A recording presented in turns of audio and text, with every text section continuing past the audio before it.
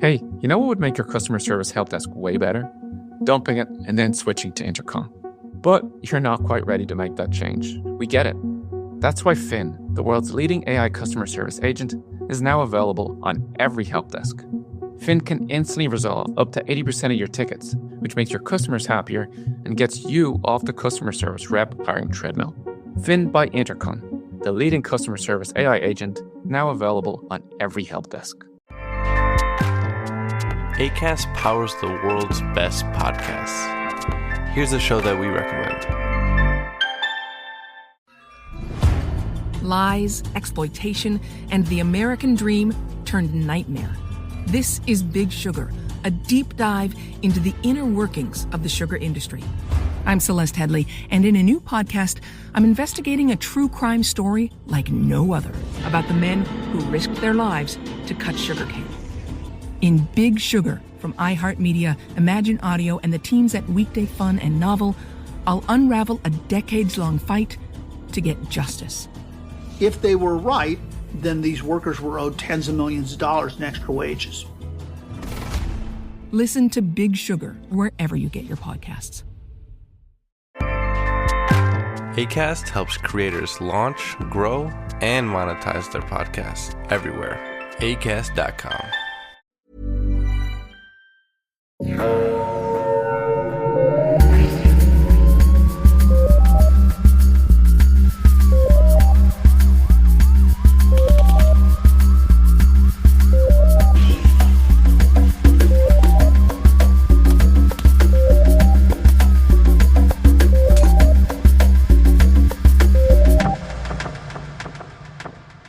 Bonjour tout le monde, bienvenue à Un peu de crime dans ton café, le podcast où on jase de crime en prenant un bon petit café. Je serai votre animatrice Audrey et je suis, je pense que maintenant vous le savez, ça fait assez d'épisodes, je suis avec Catherine. Comment ça va, Catherine? Qui est Catherine? Que veut-elle? Que fait-elle dans la vie? C'est moi! Et je vous raconte des cas. Voilà. Alors, Catherine s'est remise de son Alzheimer momentané. Et aujourd'hui, avant de vous parler... Pas rire de ça, l'Alzheimer, c'est sérieux! Ouais. Ah, la galère! Ah non!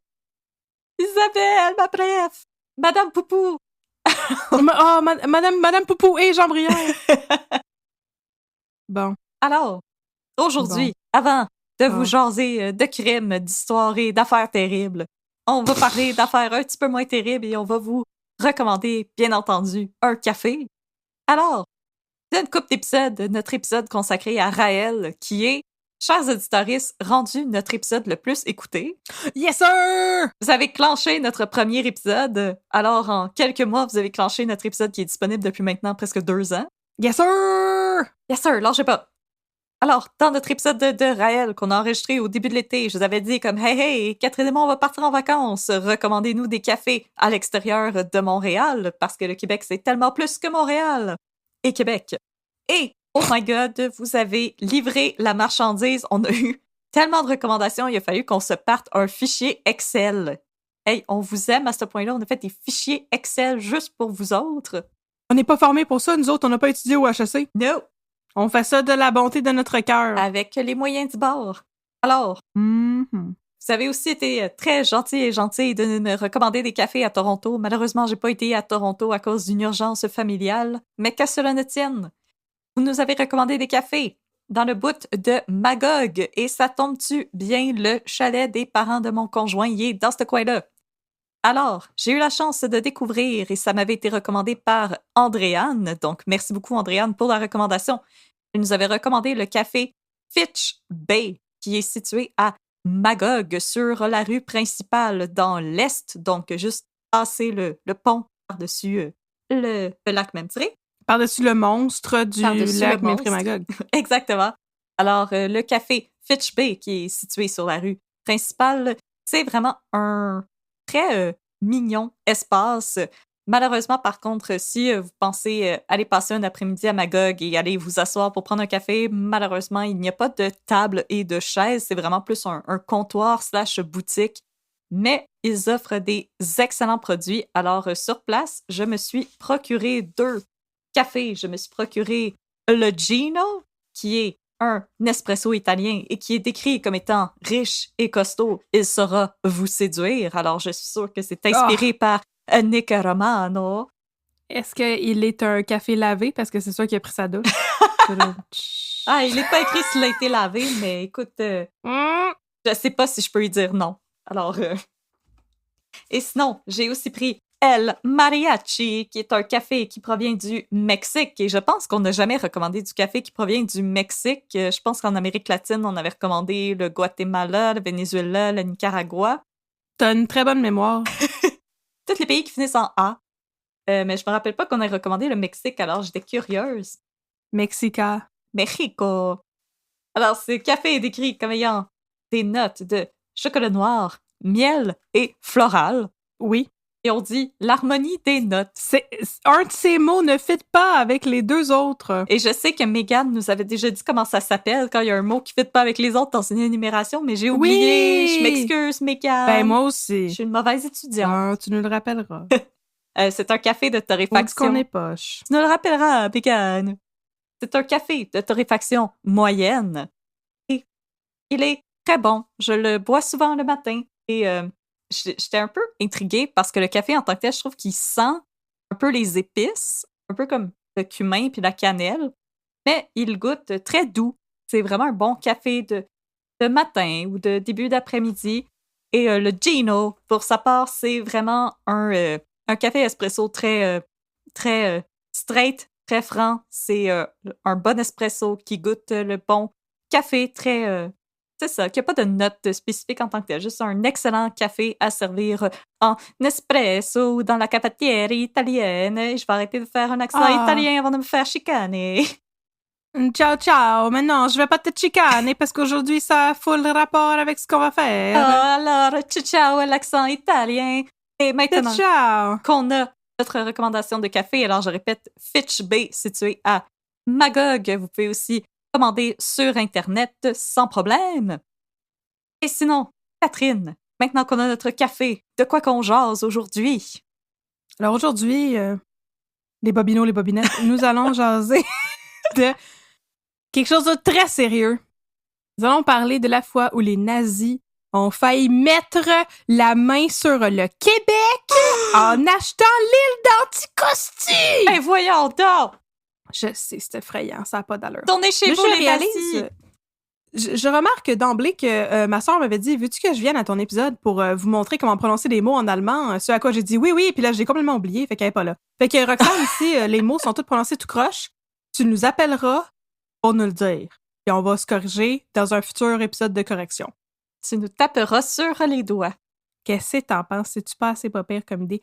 OK, alors, introduction et disclaimer, je vous souhaite la bienvenue dans mon épisode sans doute le plus dérangeant de tous les temps, non pas parce que son contenu sera de mauvaise qualité, vous connaissez mes standards d'excellence. Yes, sir!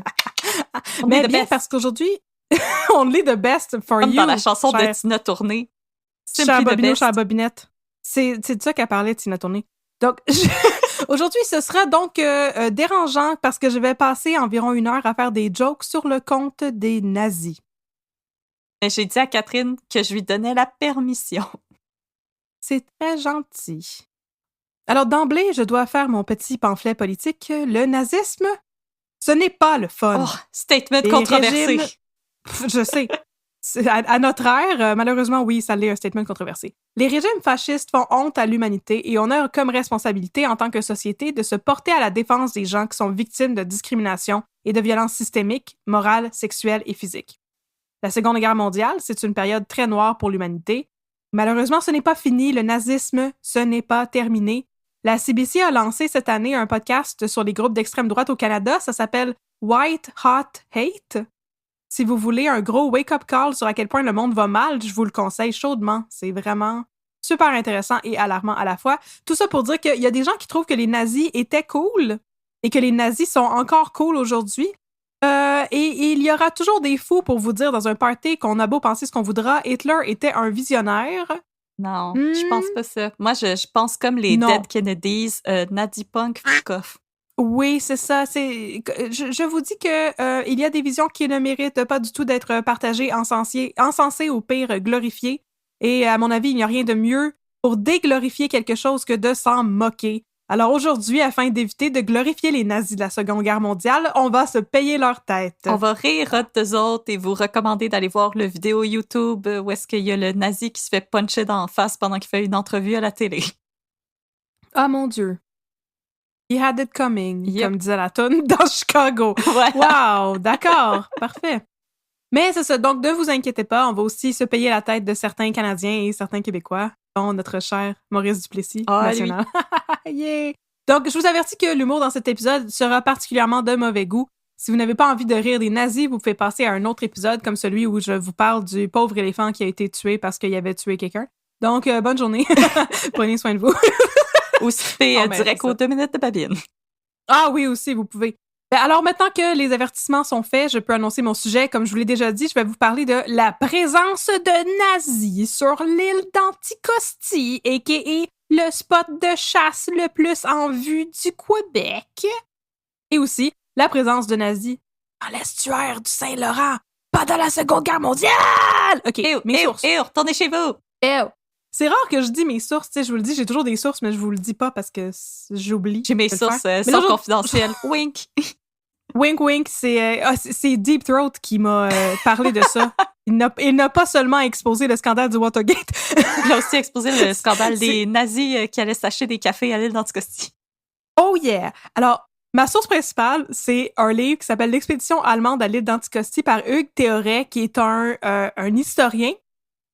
C'est un livre que je vous recommande si vous aimez vraiment beaucoup les détails techniques sur comment les sous-marins sont construits. Sinon, je vous le recommande pas pantoute. C'est vraiment précis.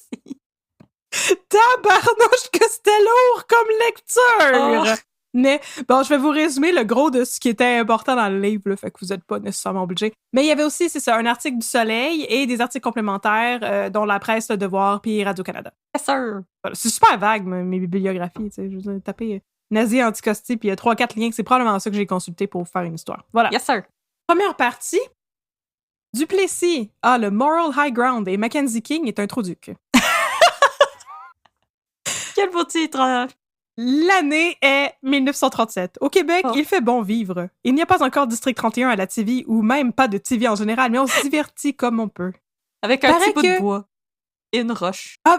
Avec un bout de bois et une roche et parfois un gramophone. Et il paraît Oh. que cette année-là, la célèbre chanson Sing, Sing, Sing du clarinettiste Benny Goodman est enregistrée. Oh. C'est la toune qui joue dans tous les films quand le monde a le goût d'écouter du Big Band. C'est la toune qui fait swinger dans nos parties d'été. Oh yes! Et c'est aussi 1 an avant l'enregistrement de la version de la chanson A Tisket, A Tasket d'Ella Fitzgerald. Oh. J'aime beaucoup le jazz, ça paraît-tu? En tout cas, on Oh. est en 1937 et au Québec, au lieu d'écouter du jazz, ou en plus d'écouter du jazz, on mange collectivement nos bas. Voyez-vous? À l'époque, on a bien peur en tant que société de 2 choses. Le communisme et le nazisme! Ah! Ce sont les 2 ennemis de notre belle démocratie québécoise. On n'aime pas Tu sais, les la ismes. démocratie. Fuck off! Non, on n'aime pas les ismes. Tu sais, donc ce sont les ennemis de notre belle démocratie québécoise. Tu sais, la démocratie du premier ministre Maurice Duplessis. Je pense que vous connaissez à ce stade-ci Oui. mon alignement politique, la gauche, et mon alignement de D&D, Chaotic Good. Alors, vous auriez vous aurez sans doute vu venir cette blague à 100 000 à l'heure. Le fait est qu'avant, on avait surtout peur des maudits bolcheviks qui scrapent le monde avec leurs belles moustaches à la Staline puis leur goulag. Mais là, Et leur on vodka. commence à parler de plus en plus des nazis. Et la quoi? Et la vodka. Et la vodka. Et aussi les bolcheviks qui tuent les pauvres Romanov. Et s'il n'y avait pas eu ça, on aurait pas eu le bon film d'Anastasia, mais en tout Avec cas, le ça beau serait quand même... Dimitri.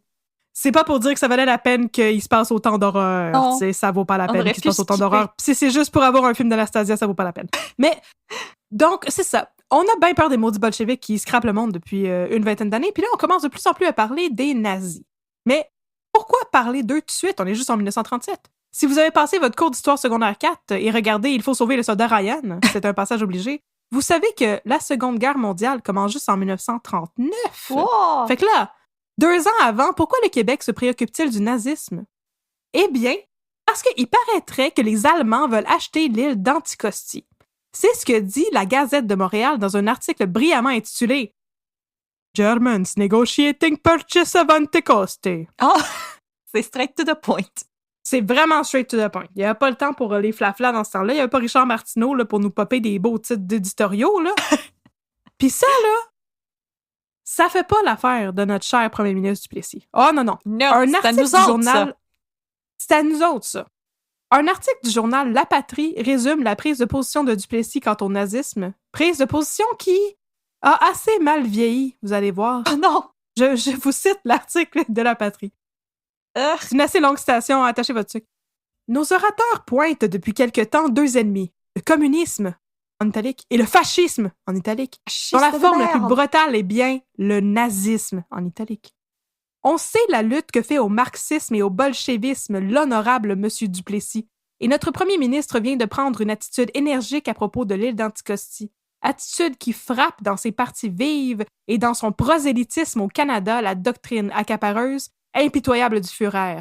Mais n'allons point de grâce mettre en parallèle pour les mieux assimiler l'un à l'autre l'évangile de Moscou et l'évangile de Berlin, même s'ils s'opposent tous deux au concept d'une saine démocratie. Pour nous, Staline est autrement périlleux que l'ancien peintre de Vienne, Hitler. Fin de la citation. OK. Fait que la patrie avait du fun à sous-estimer le potentiel de dangerosité de Hitler.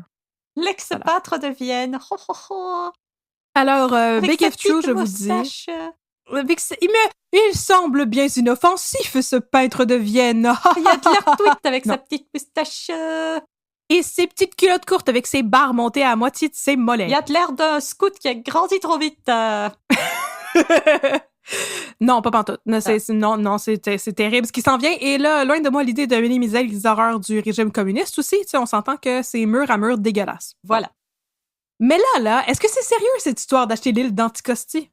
Apparemment, oui. Oh non! L'article du Montreal Gazette est paru le 2 décembre 1937 et dans les mois précédents, un mystérieux groupe d'Allemands aurait séjourné sur l'île d'Anticosti, qui était alors à vendre.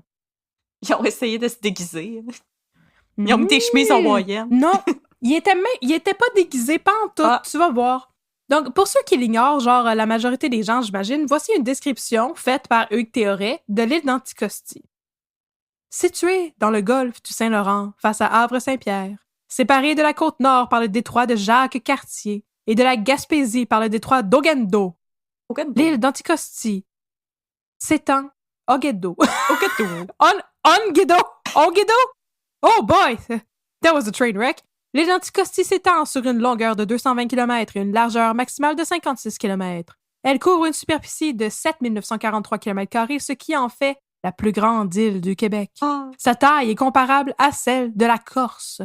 Fin de la citation. Ça vous donne un peu le ton de son livre. Là. C'est pas mal clinique comme description des choses. Donc, il faut aussi mentionner que... Non, pas pantoute. On est très, très loin de Philippe K. Dick. Donc, il faut aussi mentionner que l'île d'Anticosti est 10 fois moins populeuse que la Corse, même si sa taille est comparable à la Corse, et surtout recouverte de luxuriantes forêts qui en font un spot de chasse bien populaire de nos jours. Il y a pas des orignaux, mais pas beaucoup de monde. Exactement. C'est le paradis des gros guns. Mais dans le temps, l'île était surtout un spot d'exploitation forestière. Donc, accompagné par un homme du nom de Charlie McCormack, 13 Allemands ont visité tous les raccoins, ont regardé les arbres, les chevreuils, les mouches, ont pris des mesures, puis tout. Des photos, des selfies. Des photos, des selfies. C'est tellement joli, cet endroit. Château. Ah, quelle jolie forêt! Ah, les jolies mouches noires. Ya. Alors, Charlie McCormack explique.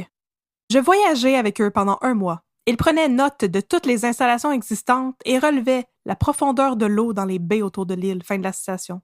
Le groupe a donné comme justification le projet de construire une éventuelle usine sur l'île, une usine de pâte et papier, j'imagine, parce que l'industrie principale d'Anticosti était alors l'exploitation forestière. Oh, une usine de jolies petites salopettes. Ah, c'était une usine pour faire du papier cascade. Bon. Donc, pourquoi sont-ils vraiment là? Pourrait-il plutôt s'agir d'une mission de repérage en prévision de la guerre? Sinon, pourquoi mesurer la profondeur de la baie? Qu'est-ce que ça a à voir avec les pâtes et papiers et l'exploitation forestière? Je vous le demande! C'est ce que la Gazette nous demande aussi et essaie de sous-entendre dans son article. En fait, les journalistes de Appel à The Gazette... tous. Pourquoi? Pourquoi? Que se passe-t-il? Les journalistes de The Gazette vont même jusqu'à dire que l'Anticosti est un emplacement idéal pour, et je cite, « construire une base militaire et envahir l'Amérique. » Oh non! Ils sont pas dramatiques pantoute. Fait que là, Mais stressez pas avec ça. les journalistes de The Gazette font tout pour énerver le monde. Mais cela dit, selon Hugues Théoret, un examen minutieux des archives allemandes ne permet pas de conclure que les nazis avaient autre chose en tête que des visées commerciales lorsqu'ils se sont aventurés à l'île d'Anticosti. Sauf qu'on ne savait pas ça à l'époque. Oh, ils voulaient vraiment juste se partir une petite business. Ils voulaient juste se partir une petite business et peut-être construire des guns en papier pour ensuite les shipper vers l'armée allemande, on ne sait pas. Mais à l'époque, on ne savait pas ça, on était dans la spéculation pure. Et tout ce qu'on savait, c'est que les nazis, ils étaient sauce en tabarnouche. On était juste dans les fan theories. Prochaine partie. Comme deux larrons en foire. Ah! Si notre cher Maurice Duplessis avec sa grosse moustache ne veut rien savoir des Allemands, il n'en est pas de même du premier ministre du Canada, William Lyon Mackenzie King. Celui-ci est allé rendre une visite diplomatique à Hitler en juin 1937, donc quelques Hitler, mois avant. comment ça va? Ah! Comment ça se passe? C'était le fun, les Olympiques. C'est quelques mois à peine avant l'expédition des Allemands à l'île d'Anticosti, on le rappelle. Donc, la presse résume le but de la visite de Mackenzie King en ces termes. Le but de la visite de M. King est de faire tout en son pouvoir pour avantager la cause de la paix internationale. Il n'offrira pas de projet bien défini à Hitler, mais il espère, par une conversation amicale, établir une meilleure base d'entente entre les divers points de vue. Donc, entre, la tolérance et l'idée d'exterminer des populations entières, j'imagine. C'est mal. On fait pas ça. Tenir des propos qui ont pas de tolérance, c'est mal. C'est mal. George Abitbol l'a dit. Mais ça me fait penser à l'actrice là, qui avait comme fait un vidéo d'elle sur Instagram où je sais pas quand que la guerre a commencé en Ukraine pour dire comme c'était comme un poème où est-ce qu'elle dit Poutine, c'est pas de ta faute, ta mère elle t'a pas assez fait de câlins. Oh mon Dieu! Il a été faire ça. Mais comme c'est de mauvais ton. Ah, c'était de mauvais ton. Et fait que Mackenzie King est allé faire un câlin à Hitler pour le calmer. Et oui. Allons prendre un verre, ça va passer. Et pour la paix internationale. Voilà. Alors, apparemment, les deux politiciens se sont entendus comme des larrons en foire. Mackenzie King aurait même dit à Hitler qu'il serait lui aussi né à Berlin, mais Berlin en Ontario. Wow! Ok, pas blague! On dirait presque qu'à l'époque, on n'était pas au courant de choses atroces comme, la nuit de cristal, puis les assassinats, puis les coups d'état politiques, puis en tout cas, toutes ces affaires-là qui étaient pas mal, de connaissances générales, même en 1937. En tout cas, ce n'est rien pour entacher la réputation de Mackenzie King qui va se ramasser avec la face sur notre monnaie de toute manière. Oh là là, c'était pas assez pour se faire cancel dans le temps. C'était vraiment un cas parfait pour moi, cette affaire-là, parce que je peux tout sneak in, tous mes petits commentaires politiques, là, discrètement dans cette histoire de nazisme. Alors, je dis à cela qu'il faudrait peut-être voir nos standards en termes de face de monnaie. Oui, voilà. Je pense qu'on a des meilleurs candidats. N'est-ce pas? Candidates? Comme toi et moi. On pourrait être sur des billets de 1 piastre s'ils amenaient les billets de 1 piastre. Comme ça, là, avec nos petites faces. Ah oui, avec les mains sous le menton. Oui. Comme si on faisait un glam shot, là, dans les années 80. Ah oui. Habillé en jeans. Tout en jeans avec des petits sparkles. Yes, sir. Qu'à cela ne tienne, Adolf Hitler rassure Mackenzie King. Oui, le nazisme est un régime oppressif et répressif et épouvantable. Oui, il instaure à tour de bras des lois antisémites pour limiter les droits des populations juives. Des lois antisémites, pardon. C'est ça que j'ai dit? Ah ouais. Ok, parfait. Bon.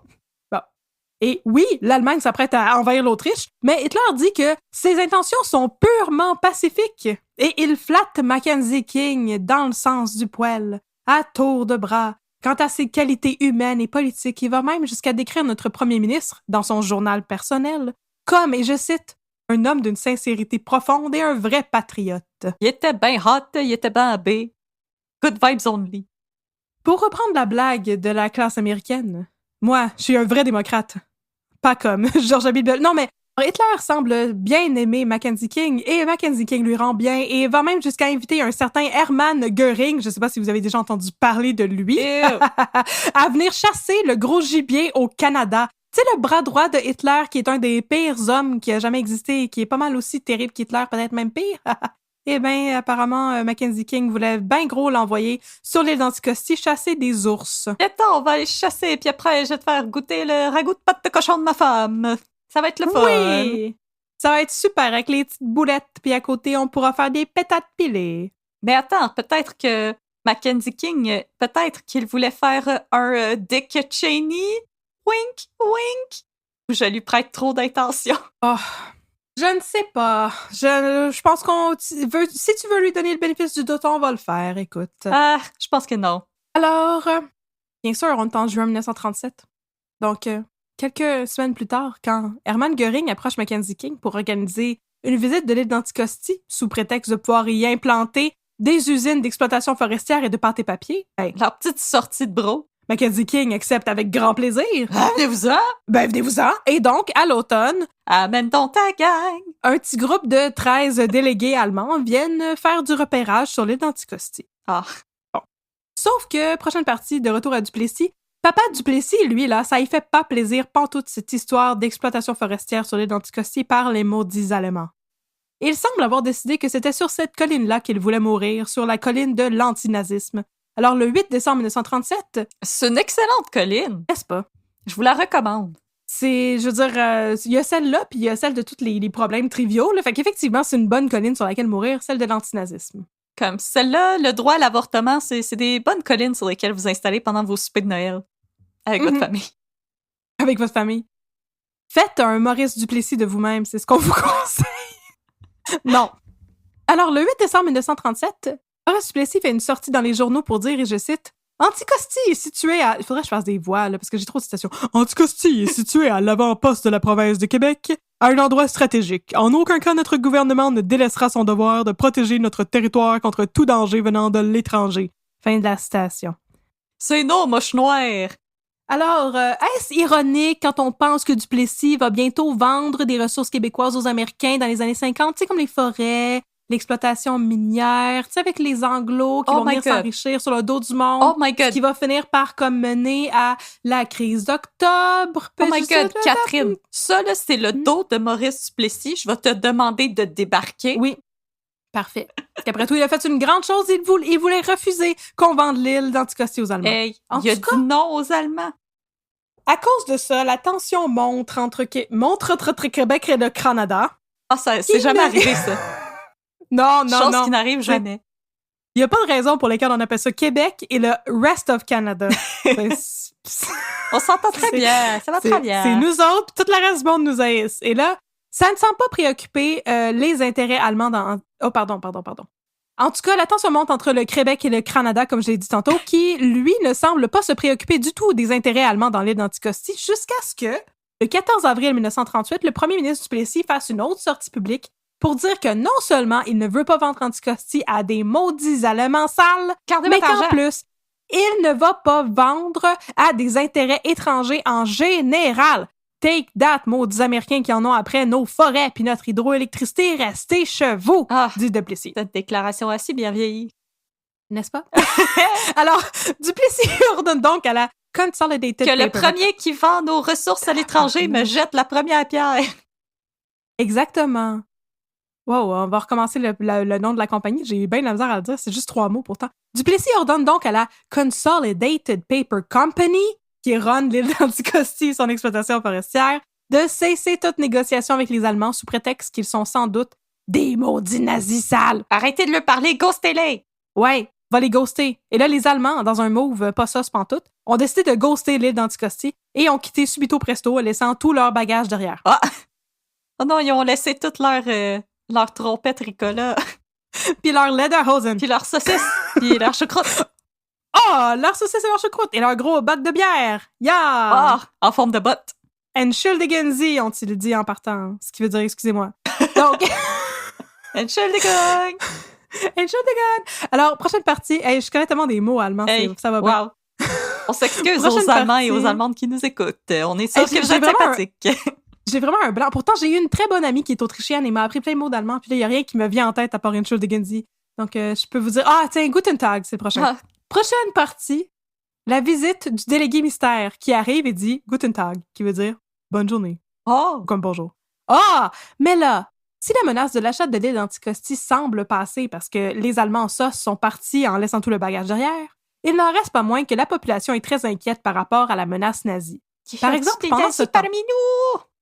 Ben, il y en avait, c'est ça, je vais compter. Oh non! Par exemple, pendant ce temps, un homme du nom de Emil Karl Gerhardt fait son arrivée en sol canadien. Non, très subtil. L'homme se présente, Emil Karl Gerhardt, avec des R, des H, des D, des T, comme tous les bons mots allemands. Voilà. L'homme se présente comme étant un journaliste qui représente les intérêts du chancelier allemand, tu sais, Adolf Hitler, You know, the et one. qui vient rencontrer les premiers.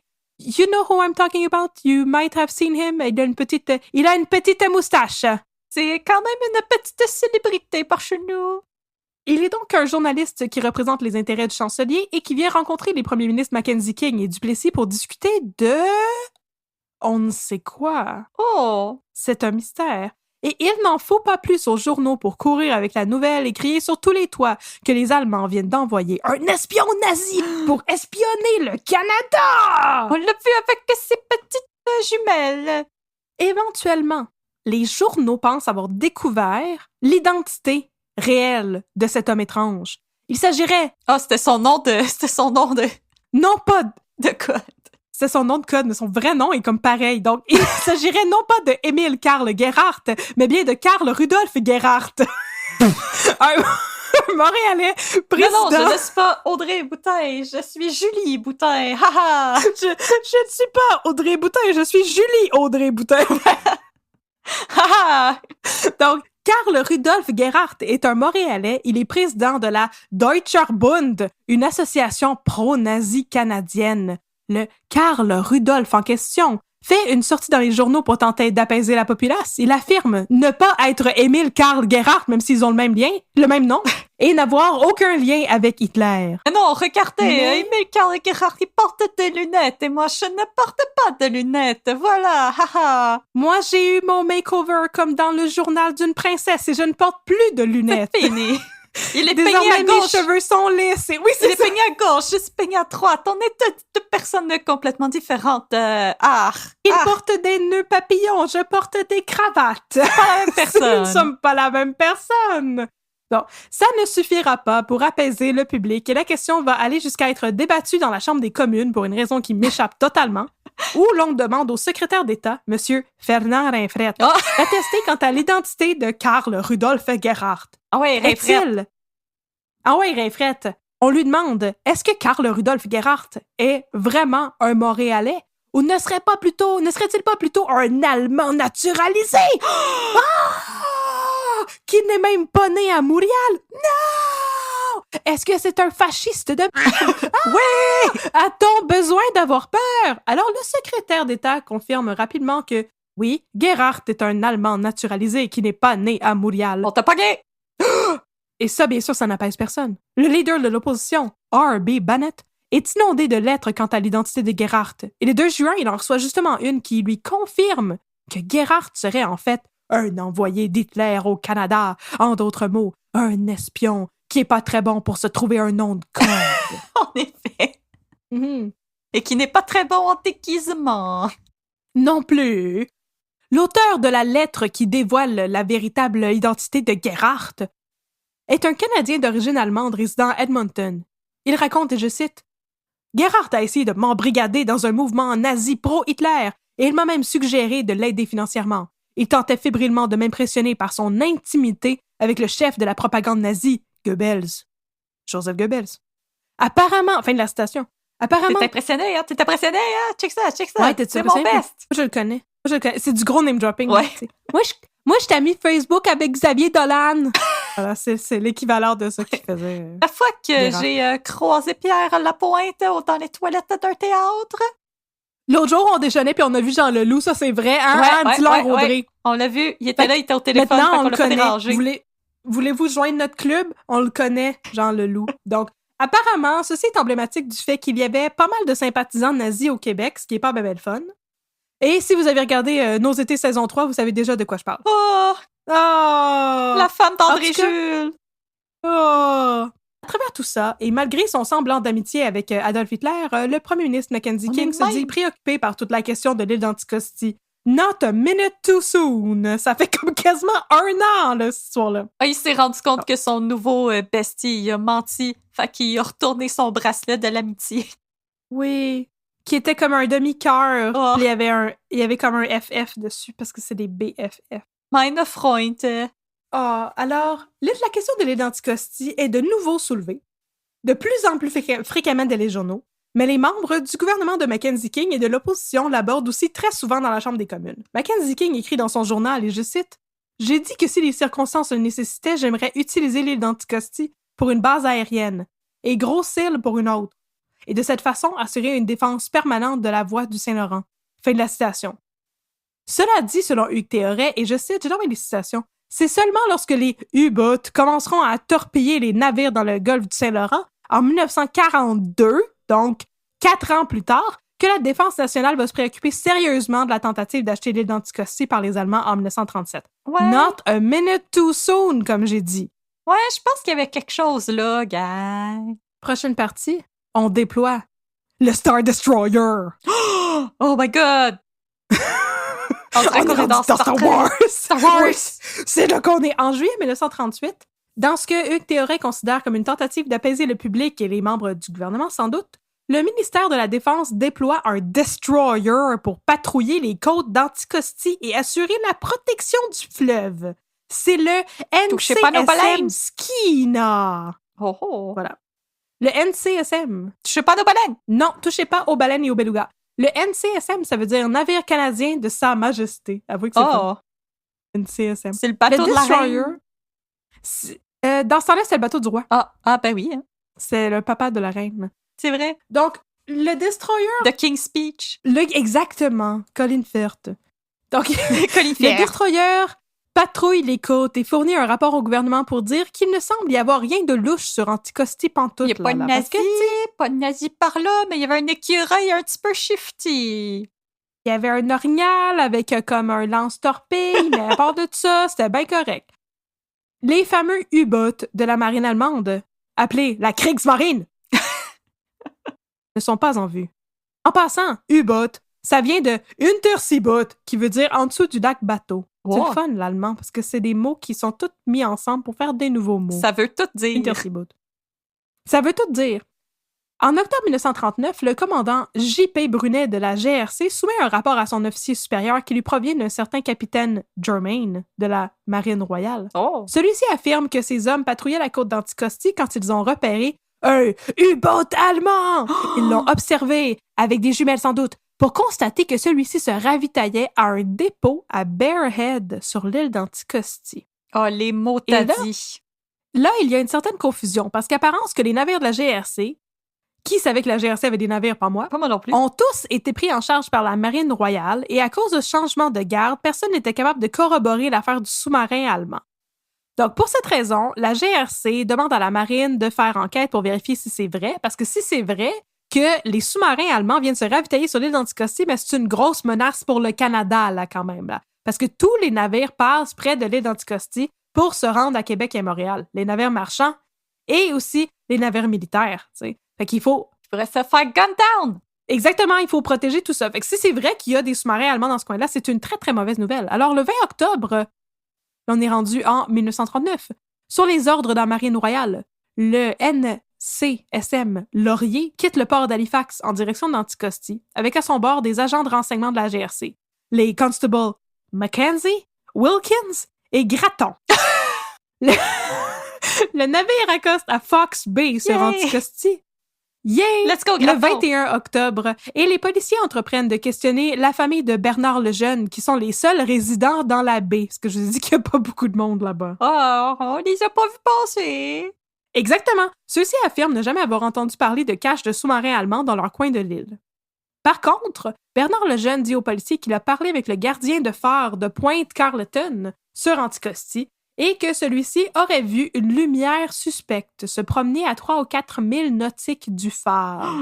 Mystère. Oh non! Alors les policiers, les braves policiers Mackenzie, Wilkins et Gratton, font un deuxième arrêt à Bear Head pour inspecter la supposée cache pleine de stock qui ravitaille les maudits nazis.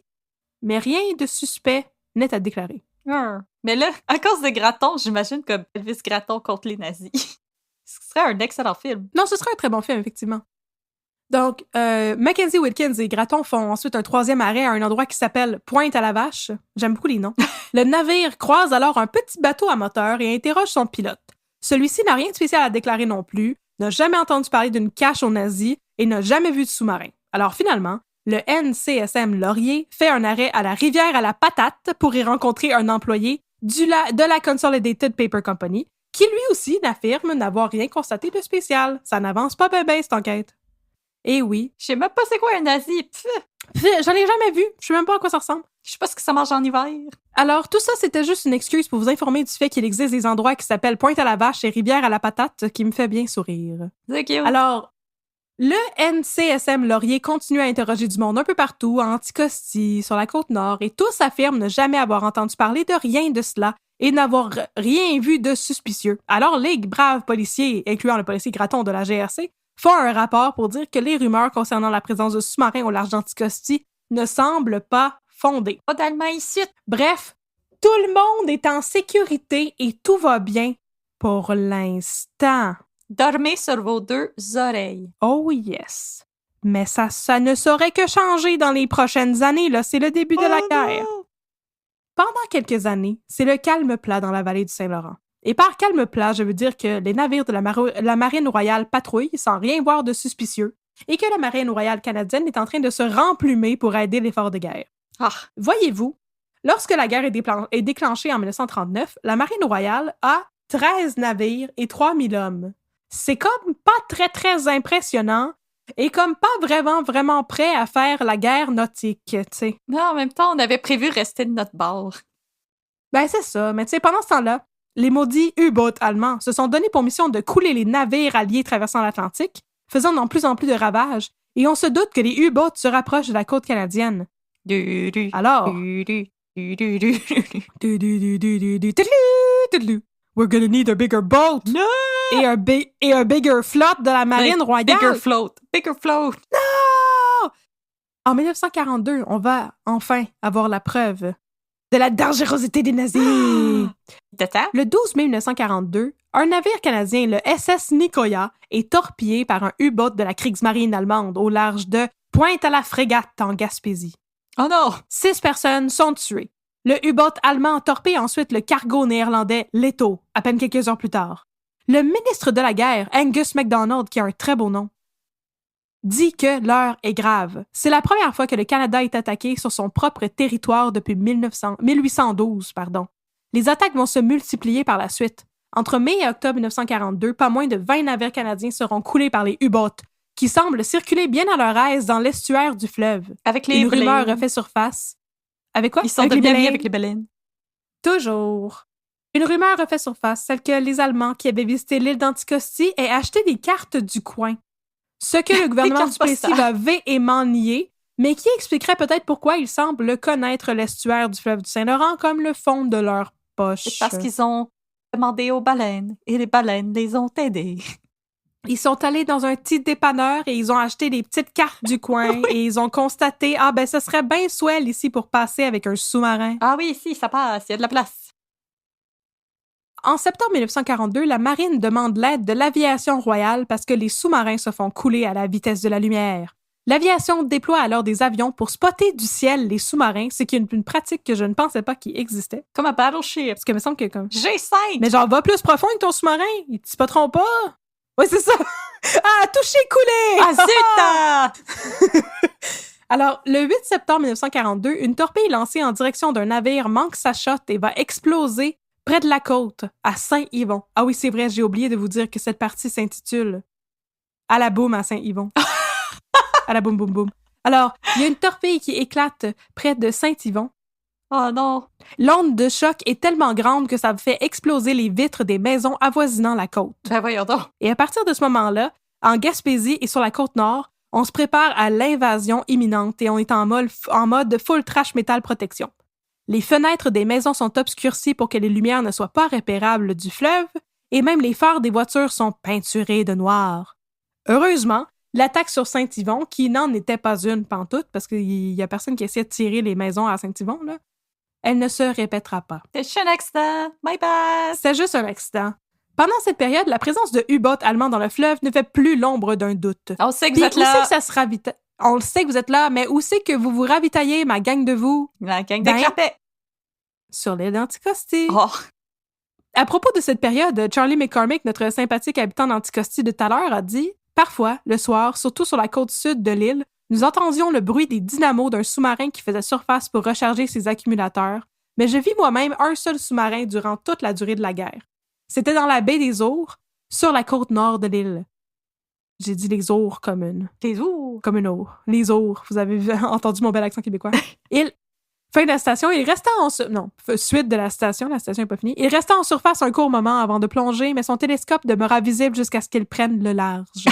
Fin de la station. Le sous-marin reprenait son souffle. Prochaine partie. On est retourné. go!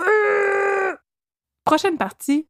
En route vers les pires espions. Oh non. S'il y avait un gala des pires espions, ce serait ça, là.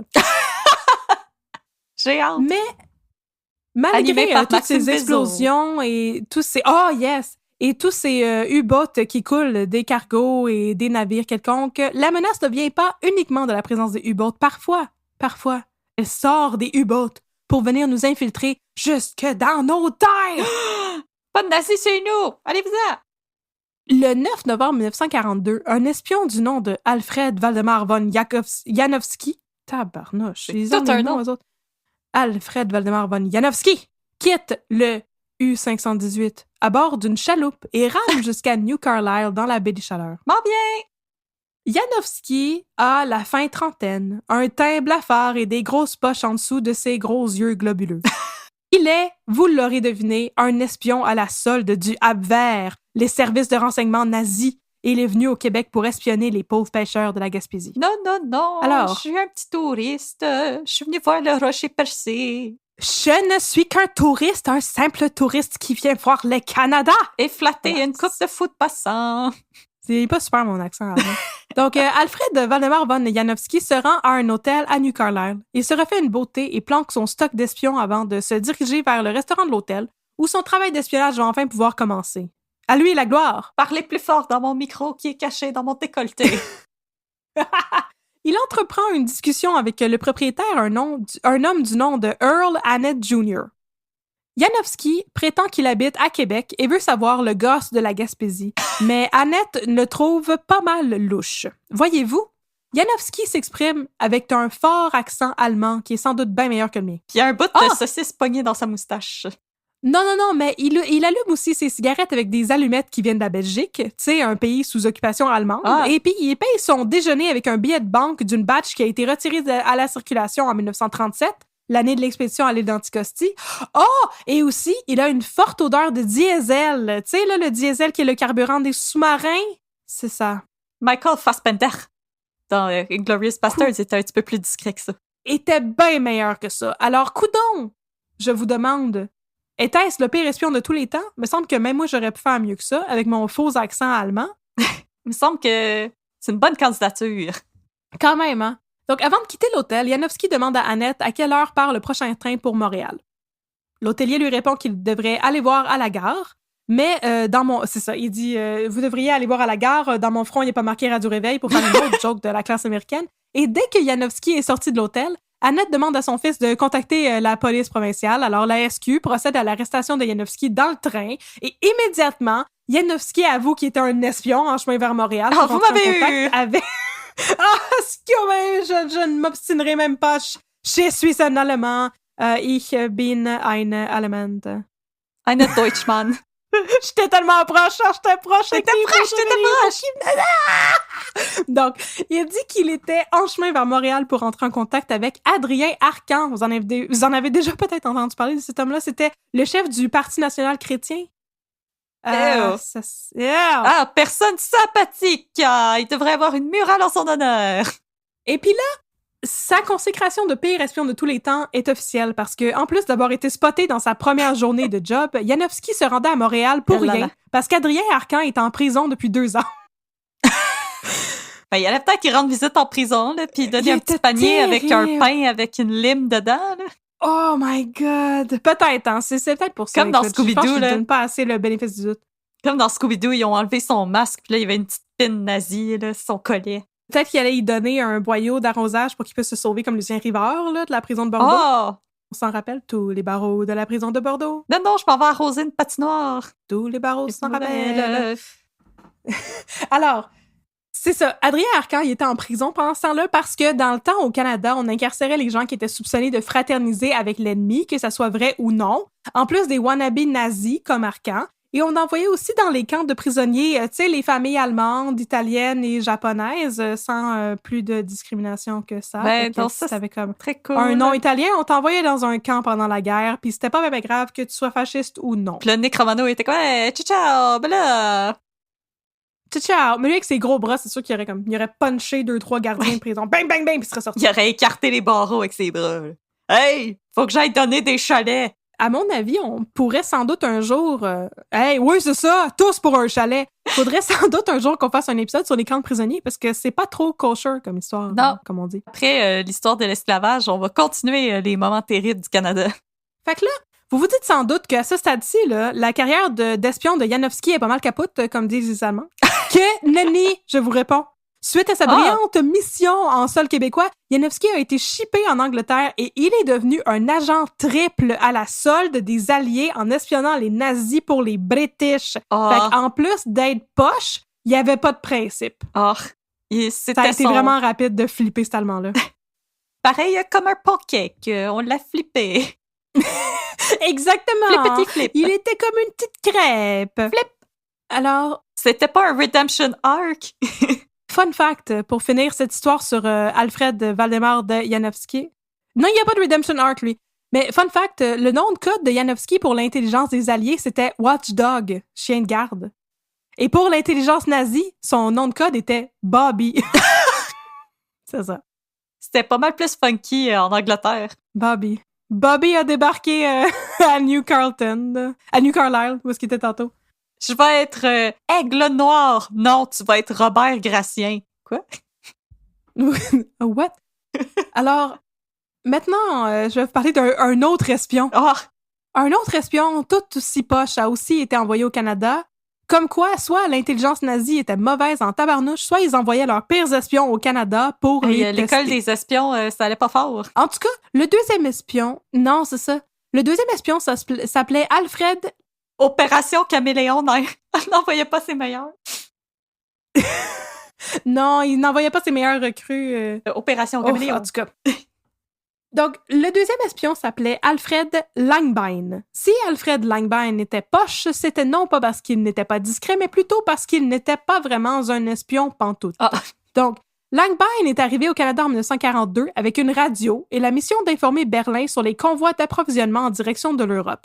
Pour ce faire, le Abwehr, donc les services de renseignement nazis, lui avait fourni plusieurs milliers de dollars canadiens.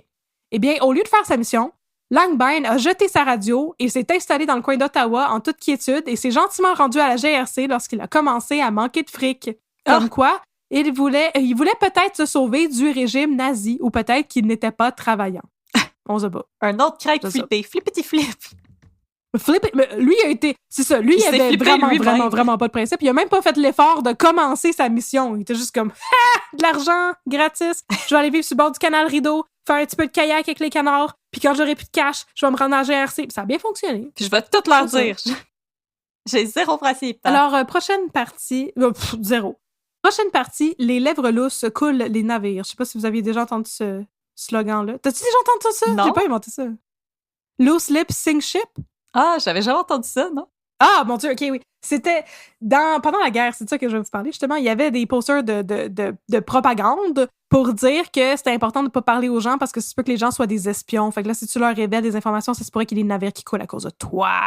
my Donc, les God! lèvres lousses coulent C'est ta les navires. faute! À partir de 1943, par contre, le vent commence à tourner. Paraîtrait que les nazis ont de moins en moins l'avantage stratégique et que les journaux ont arrêté de rire de l'armée canadienne qui auparavant faisait pas mal dur à leur avis. Au printemps 1943, Avec nos 2 bateaux puis nos 53 soldats. 13 bateaux, Oh! 3000 hommes. Fine, je m'excuse. Bon.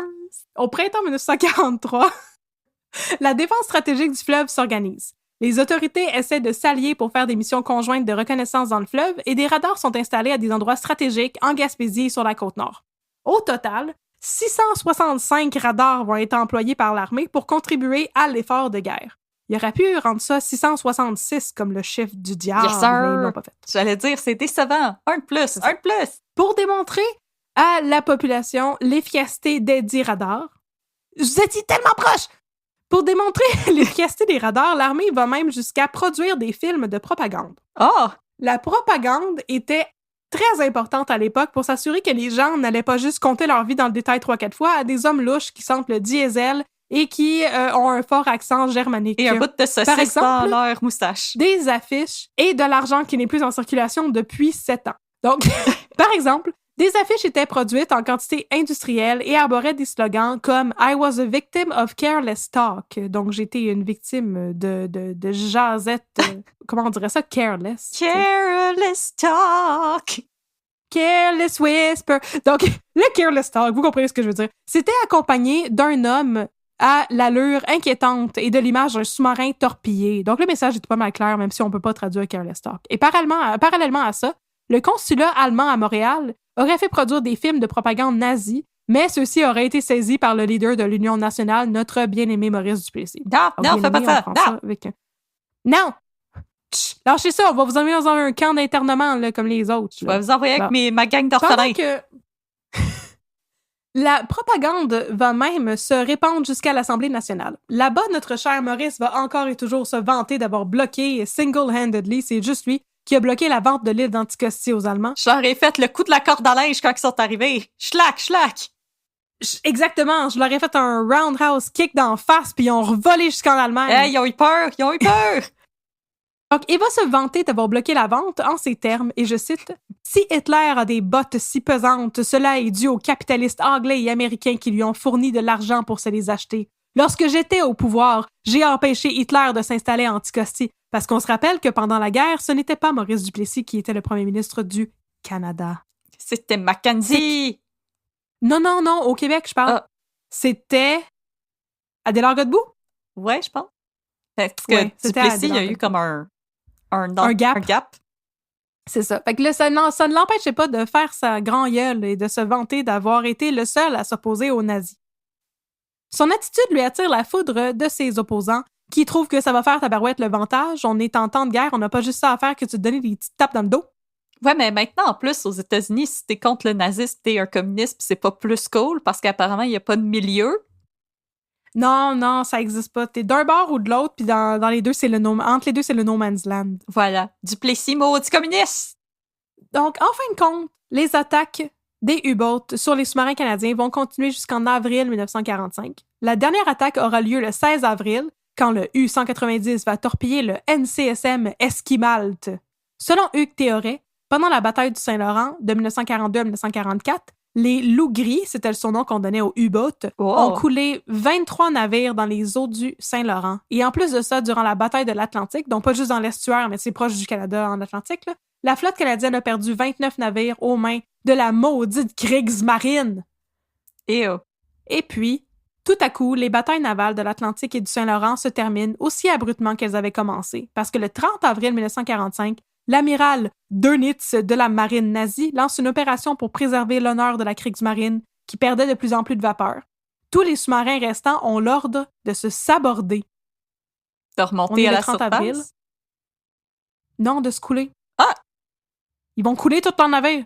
OK. Ils vont se saborder. Wow. C'est ça. C'est la fin. Mais on était le 30 avril. Le 8 mai, c'est la fin de la guerre en Europe. Ouais. Donc, on était à la fin de la guerre. C'est juste pour ça. C'était pour pas que les sous-marins soient capturés par les forces alliées, là, qui ont sabordé tous les navires. L'armée nazie capitule donc le 8 mai 1945 et le 2 septembre, la guerre sur le front Pacifique se termine à son tour. La guerre est finie. On a réussi à préserver la dignité de l'île d'Anticosti! Yeah! C'est nos écureuils! Fuck you! Conclusion, vive Maurice Duplessis! Not. Non, vraiment pas. De nos jours, il ne fait plus de doute que le Canada était dans la mire des maudits nazis pendant la Seconde Guerre mondiale et que le bilan de morts et de dévastation aurait été bien plus élevé si l'île d'Anticosti avait été vendue en 1937, parce que là, les U-boats auraient eu une place pour se ravitailler. Pour s'installer, chiller. Un poste d'entrée stratégique dans l'estuaire du Saint-Laurent. D'une certaine manière, on doit la survie de bien des gens à Maurice Duplessis, ce qui est bien drôle à dire. Ouais. Depuis le temps, de nombreuses rumeurs ont été aussi véhiculées par rapport à la présence d'Allemands en Gaspésie pendant la Deuxième Guerre mondiale, ainsi que leur présence... Et leur présence a aussi été démontrée dans la région du Labrador quand, en 2012, une épave nazie a été découverte. Alors, qui aurait pu croire qu'un jour on féliciterait Maurice Duplessis pour sa bonne prise de décision, ici, à un peu de crime? Ouf, pas moi, je t'aurais dit. C'est la question. C'est la question sur laquelle je vous laisse. Merci d'avoir été des nôtres. Voilà. Ah, c'est vraiment intéressant. C'est fini! Les nazis anticostés! Je peux bouger sur ma chaise, faire plein de bruit, voilà. Ah, c'était tellement intéressant. Merci, partner. Voilà, fait que c'était le ultimate cas de politique et de nazisme.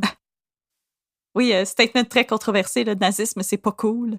Non, le nazisme, c'est pas chill. Ça suffit avec vos pépés, la grenouille, puis tout ça. Ouais, toutes ces affaires-là, retournez chez vous. Voilà. Je sais pas c'est où chez vous, mais retournez-y. Et d'ailleurs, on va se rappeler que pendant le convoi de la liberté cet hiver, il y en a qui paradaient avec des drapeaux nazis. Alors, malheureusement, ils sont restés. Il y a du monde qui trouve ça encore cool. Non, c'est ça. C'est ça. Comme j'ai dit en ouverture, on le sait là, que comme c'est pas fini le nazisme, là, puis c'est ça. C'est pour ça qu'on se moque d'eux autres, parce que c'était comme pas toutes les pogos les plus dégelés de la boîte, et on s'entend que les Allemands qui ont chipé ici, là, ceux qui se sont fait prendre, en tout cas, ils étaient vraiment pas bons. Il y en a peut-être des très bons qui se sont pas fait prendre. Mais ceux qui se sont fait prendre, ils étaient particulièrement terribles. J'aime surtout celui qui a même pas fait d'effort. Non, juste mais lui, je pense que c'est ça. Mon hypothèse, c'est qu'il essayait de se sauver. Ouais. Ce serait une bonne façon de se sauver de l'Allemagne nazie, là. C'est ça. L'affaire, c'est qu'on le sait pas. Il était peut-être juste paresseux, il était peut-être juste lâche. Il avait peut-être juste pas le goût d'essayer. En tout cas. Comment, il a même pas essayé? Mais c'est ça. Moi, je trouvais ça bien surprenant, mais c'est ça. Oui, on le sait qu'il y a des nazis qui sont venus, puis qui ont débarqué, puis je veux dire, il y a comme des artefacts nazis qui ont été trouvés à des places à Côte-Nord, puis en Gaspésie, puis on sait qu'ils ont été jusqu'au Labrador, parce que c'est ça, l'affaire du Labrador, je l'ai pas écrit, mais je l'ai lu dans le livre de Hugues Théoret, c'est qu'ils ont trouvé une place où il y avait un vieux poste radio qui avait été installé par des nazis, avec un radar et tout, là.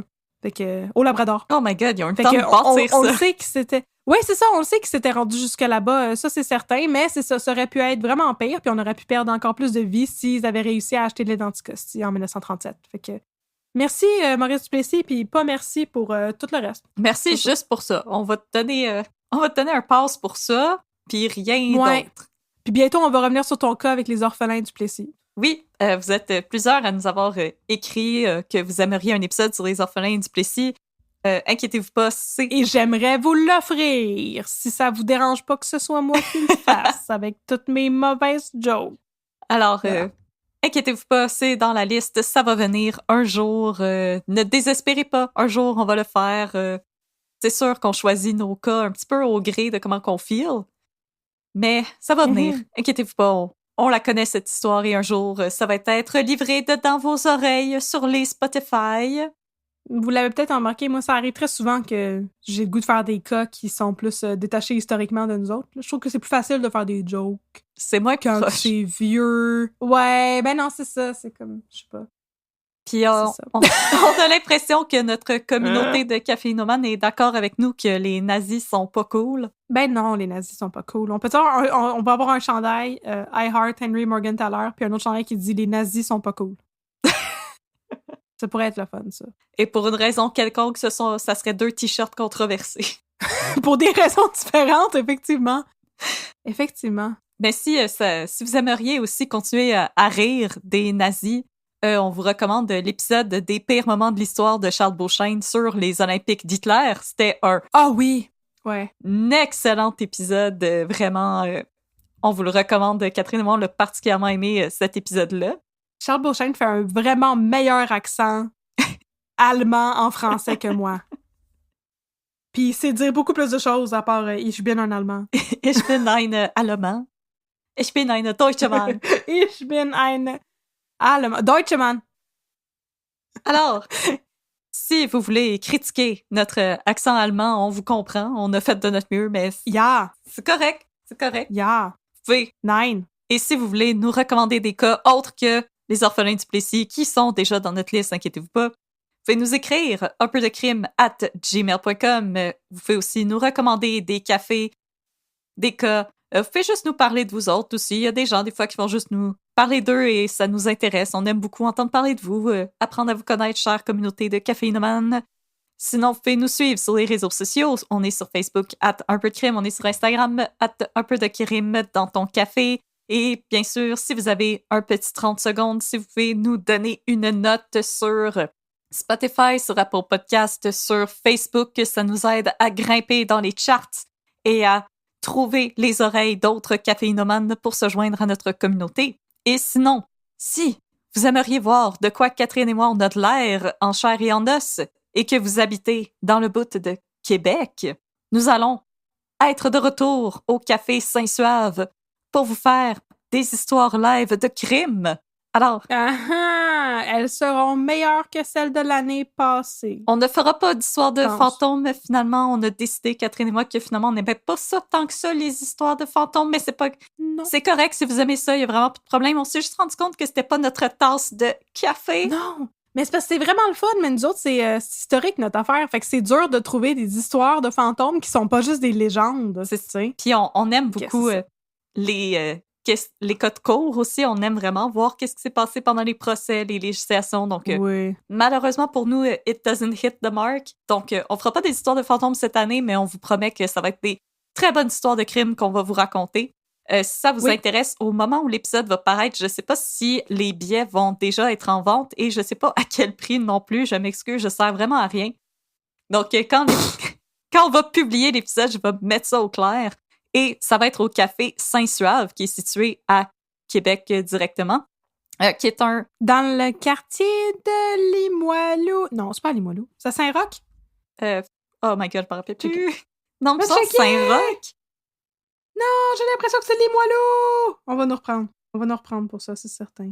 Alors, c'est un... Saint-Suave. Si vous êtes aussi déjà dans la région de Québec et que vous ne connaissez pas le Café Saint-Suave, c'est un café LGBTQIA+, qui est aussi une librairie. Alors, vous pouvez prendre un bon café, lire un bon livre, il y a des plantes, c'est vraiment très mignon comme endroit et c'est pas en plein milieu de la capitale. Alors, si vous voulez un coin un peu plus relaxant, où il y a moins d'action, loin des touristes, c'est vraiment un excellent spot pour aller relaxer. Et nous y serons en octobre. Je sors mon calendrier subtilement. C'est rien de ça, c'est dans le quartier Saint-Sauveur. Ah, quartier Saint-Sauveur. J'étais même pas proche. Alors, je regarde mon calendrier. Nous y serons le 15 octobre, n'est-ce pas? Oui, c'est ça, pardon, je regardais septembre. Nous serons là le soir du 15 octobre prochain pour vous raconter des histoires de crimes. On devrait aussi avoir de la marchandise avec nous, si ça vous intéresse. Absolument. Et si vous ne pouvez pas y être, il n'est pas exclu que nous enregistrions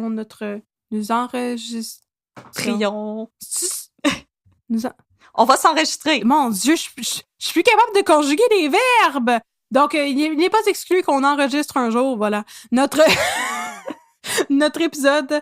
c'est ça, donc on fasse son enregistrement suite à notre prestation au Saint-Suave, mais bien sûr, c'est une belle occasion pour venir jaser avec nous autres, puis voir de quoi qu'on a de l'air, puis venir boire du bon café et découvrir un magnifique commerce. Exactement, et encourager justement les propriétaires du Saint-Suave qui font partie de notre belle communauté de caféinomanes et qu'on remercie de nous avoir réinvités cette année. C'est vraiment cool, on a hâte de vous revoir et soyez pas gênés.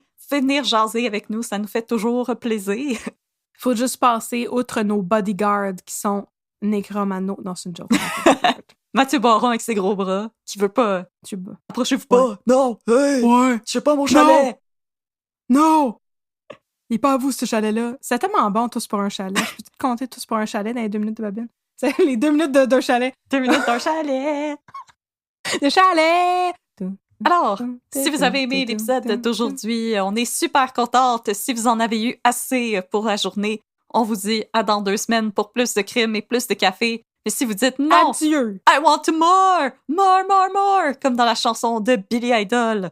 Alors, restez avec nous et on va vous raconter ça. 2 minutes de babine, 2 minutes au district 31. À tout de suite. Yes. Ça commence maintenant tout de suite, là. Les 2 minutes de babine.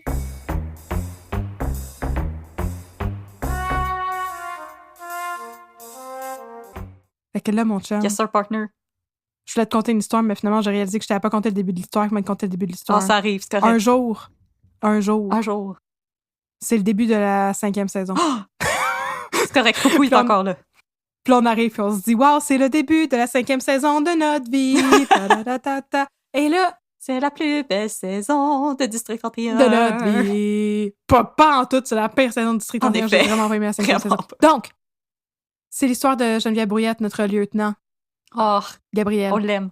Gabrielle, elle sort de chez eux tous les matins pour se rendre à son travail. Et il y a comme un monsieur vraiment weird, son voisin, qui la regarde tout le temps. Des fois, il est dans sa maison, puis il la regarde. Des fois, il est sur son gazon, puis il la regarde. Des fois, il est dans sa maison, puis il la filme. Des fois, il est sur son gazon, puis il la filme. Des fois, il est dans la rue proche de sa maison, puis il la filme. Si boire, monsieur, ça s'appelle des loisirs. Puis là, elle, comme, il fait fuck you, tu sais. Ah oui. Comme, hey, toi, Je là, le filme, un bon monsieur. gars. Elle est très belle, Va-t'en. Geneviève Brouillette. Alors, retourne chez vous, pourquoi tu me filmes? Puis tout, elle comprend pas. Puis là, elle compte ça à sa job. Puis tout le monde est comme, voyons, c'est du harcèlement, ça. On devrait faire quelque chose. Puis elle dit, non. Appelle la c'est pas police, grave, c'est pas et grave. nous autres. Mais un jour, elle retourne chez eux. Et le maudit fou de son voisin d'en face, il est dans sa maison. Oh non! Il tient sa fille en otage. Il a un gun. Ça va pas bien. Et là, Gabrielle, elle arrive. Et elle pleure comme toute bonne personne. Non, mais je veux dire comme toute bonne mère, mais en fait, toute personne en général est comme, non, s'il te plaît, fais pas de mal à cet enfant. Sauf si t'es Prends-moi à un la maudit place. nazi Puis là- qui essaie d'acheter l'île d'Anticosti. Le maudit fou! Oui, effectivement. Le maudit fou, il lui tire dessus et il se sauve avec sa fille. Dans la nuit. En fait, non, c'est l'après-midi. Fait que là, c'était en plein milieu d'après-midi. La jeune fille attendait que la lieutenant revienne de travailler. Fait qu'il fait clair dehors pis tout là. Fait que là, la police se met immédiatement sur le cas et réussissent à identifier le monsieur grâce à sa plaque de véhicule, il me semble bien, car c'est toujours de même qu'on identifie tout le monde dans le district 31. Ça, ou avec Ou la son numéro de téléphone. triangulation des téléphones. Exactement, la triangulation des téléphones, ping, pong, ping, entre les tours cellulaires. Alors, ils identifient que le monsieur s'appelle Daniel Dujardin. Oh!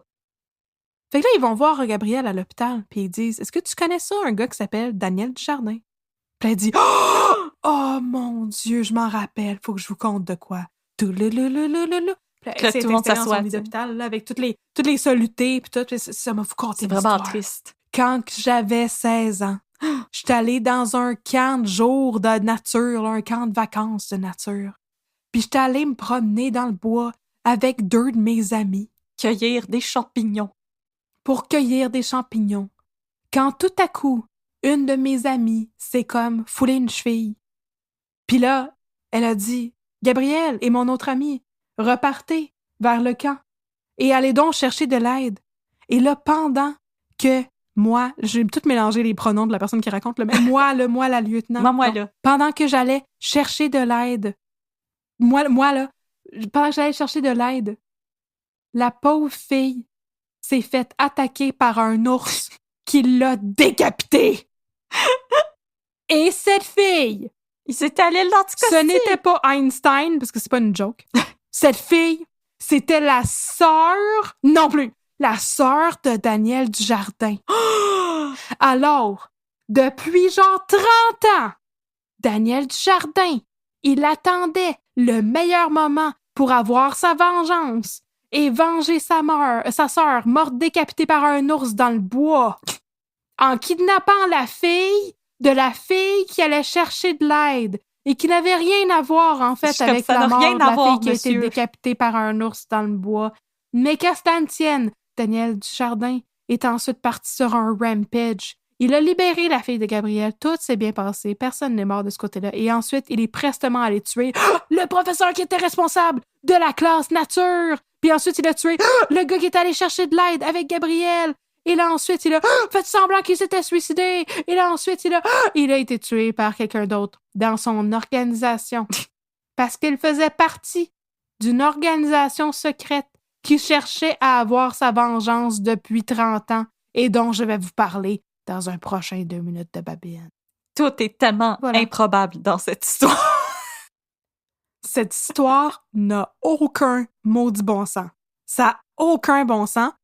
Puis là, à tous les épisodes qu'on écoutait, OK, je demandais à mon chum de me résumer, ben voyons donc, qu'est-ce qui se passe? Puis là, il me disait, Catherine, écoute ce qui se passe. Ah, regarde la TV, tu vas comprendre. J'ai dit non, ça je fait comprends pas de sens. objectivement les liens qu'ils font. Mais comme, ça n'a pas de sens. J'ai compris tous les arguments, tous les mots qu'ils ont dit, là. C'est rentré dans ma tête. Puis je comprends, mais je comprends pas parce que ça n'a pas de sens. Donc, c'est ça. Ce monsieur-là avait une grogne contre Gabriel. En partie parce que sa sœur s'était fait décapiter par un ours, puis il pensait que c'était la faute de la classe nature ou du camp de jour ou whatever. Là. Mais je veux dire, à la limite, sa vengeance contre le prof qui avait organisé la classe nature. OK, Mais même pas ça. mais même là, C'est pas lui qui a tué la fille, c'est un ours. je veux dire, ça fait aucun sens. Ta vengeance, c'est contre l'ours, puis je veux dire, corrigez-moi, les gens qui se connaissent en survie dans le bois. Ouais. Me semble qu'un ours, on n'est pas leur proie comme de préférence. C'est ça que je voulais dire, tu sais. Je veux dire, la classe nature, elle se passait-tu dans les rocheuses, puis ils ont croisé un grizzly, là, parce que, à mon avis, les ours noirs, ils attaquent pas vraiment, à moins que tu essaies de voler leur bébé. Comme, Tu sais. me semble que les ours, d'habitude, ils restent loin. Décapité par un ours. En tout cas, that's not a nice way to go, on va te dire ça. Parce que me semble, en Mais camping, c'est ça. quand tu pognes un ours à fouiller dans ta bouffe, il sauve assez rapidement. Il veut juste manger tes whippets. Puis tes pop-tarts. Il veut juste tes guimauves à l'érable. Il veut juste... Qu'est-ce que j'avais dit dans le dernier épisode de ta queue de castor puis ton mac and cheese au lobster, là, avec Eric Bruno? C'est juste ça qu'il veut. Il veut juste Puis ça slush. Surtout ta slush. Il fait chaud. Fait que c'est ça que je voulais te conter, mon chum. C'est la terrible histoire de la fois où quelqu'un s'est fait prendre en otage pour une raison qui n'avait aucun bon sens. Oh, ça n'a en effet aucun esti de bon sens. Mais je te rassure, la lieutenant Gabrielle Oh. était correcte. Oh. Sa fille était correcte. Oh. Il y a juste Jean Dujardin qui était pas correct, Oh. puis le mari à Gabrielle était pas correct non plus, mais ça va venir plus tard. Ça, c'est... Plus tard, on va parler de Frédéric de Grandpré, qui avait Ah, tu sais que j'avais fait fait un des album deals de Noël. d'argent pas très corrects. Mais ça l'a rattrapé pour le mordre dans le péteux. Il avait emprunté de l'argent pour financer son album Un Martini pour Noël. À un homme qui s'appelait Jerry Piton. Moi, un intellectuel, Gérald de Bouton, Gérald de Bouton. Non, c'est Jerry Pitone. Que ça m'avait Mais ça, pris- c'est une histoire pour une autre fois. une histoire que ça m'avait pris les sous-titres pour comprendre que c'était le nom d'une seule personne et non de deux personnes. Ce n'est pas Jerry Étonné, c'est Jerry Pitone. Et oui, pour Voilà. ceux et elles qui sont pas encore rendus là, la manière que Poupou le prononce, c'est divertissant en mot à dire. C'est assez étonnant qu'il soit devenu un acteur, à voir comment il prononce des mots, cet homme-là. Mais non, c'est un Hey! blog. Je savais que ça allait t'insulter, je savais. Ben, on va le voir dans sa nouvelle émission C'est correct. Indéfendable. Ben oui, c'est certain qu'on va le voir. Yes, sir. C'est juste ça qu'on attend, que ça joue. Ben, il y a assez de previews sur les Instagram, on a hâte de voir ça. Ça va être toute une rentrée culturelle à la télévision, je vous dis, là.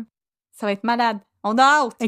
Avec la nouvelle émission d'Éric Bruno, là, puis Émile Procloutier qui se sont reunited après toute la vérité. C'est super, c'est le fun, ça. Ils ont fait un Super high five, ils ont réuni leurs forces. Yeah! Bon. Fait que merci, mon chum, Yes, sir, partner. d'avoir écouté cette belle histoire. Yes, sir, fais Un attention. autre jour, on parlera de Jerry Pitone. Je vais faire attention aux ours. Fais attention aux ours. Ouh. 10-4. 10-4, mon chum.